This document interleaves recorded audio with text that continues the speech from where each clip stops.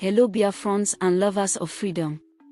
Abia Governor Alex Otti's statement, shared by Kanu's lawyer Aloy Ejimakor, expresses sorrow over Nnamdi Kanu's November 20, 2025, life sentence for terrorism charges, while pledging to activate pre-agreed diplomatic channels with Nigeria's federal government for his release.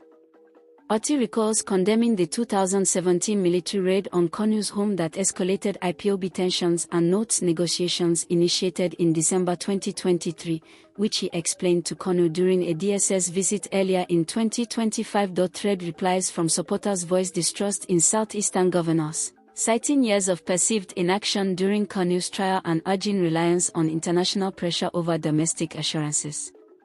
Welcome to Biafra Battle Cry TV, under the leadership of Nnamdi Kanu, IPOB leader. Subscribe for diaspora resistance, justice advocacy, and cultural awakening. Be part of history, every voice matters. Watch as everyday Nigerians speak truth to power and rally behind the #FreeNamdiKanuNow movement.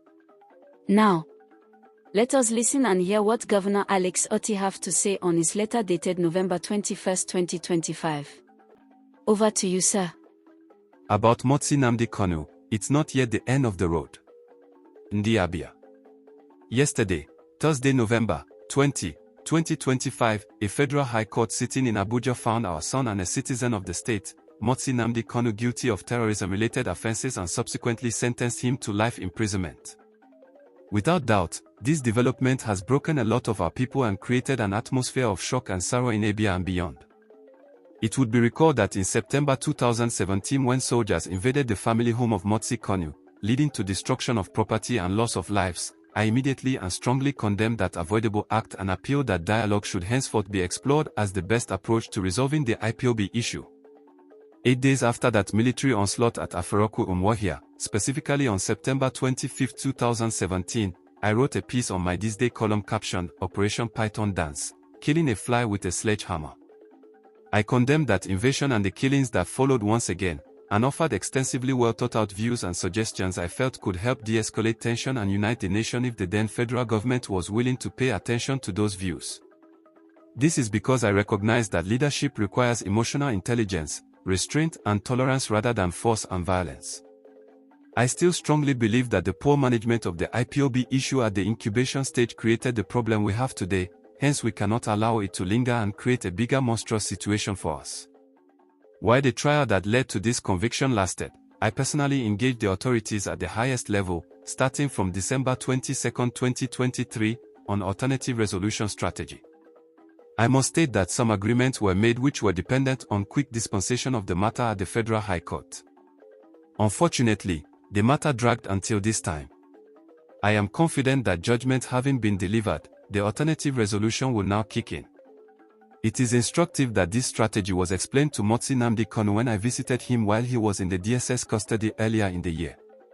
While Nnamdi Kanu is free to appeal his conviction, I'm happy to inform you that I have activated and will continue to work on the already agreed strategy until his freedom is secured. I'm also happy to collaborate with other well-meaning Nigerians who genuinely want this problem resolved, to push for his freedom through the same diplomacy and dialogue with the federal government, which though did not create the problem, but can courageously and compassionately solve it and take the credit. I like to use this opportunity to appeal to our people to remain calm and refrain from utterances and actions capable of stoking fear, violence and insecurity and may negatively affect the outcome of the engagements we are already having. I have no doubt that with the assurances I have received from the federal government, a resolution is in sight and Nnamdi Kanu will receive his freedom. May I also caution politicians who have positioned themselves to play petty and dirty politics with the travails of Nnamdi Kanu to jettison the idea, and rather work with us to secure his freedom. Finally, I want to assure our people of my unwavering resolve and commitment to genuinely solving this problem with wisdom, high-level dialogue and diplomacy, with a view to ensuring that genuine peace returns to the southeast. Alex Otti, Biafra Governor Abia State, November 21, 2025. You've just heard a message that echoes the cries of the oppressed and the resolve of the free. At Biafra Battle Cry TV, we stand firm in amplifying voices that challenge tyranny and defend humanity.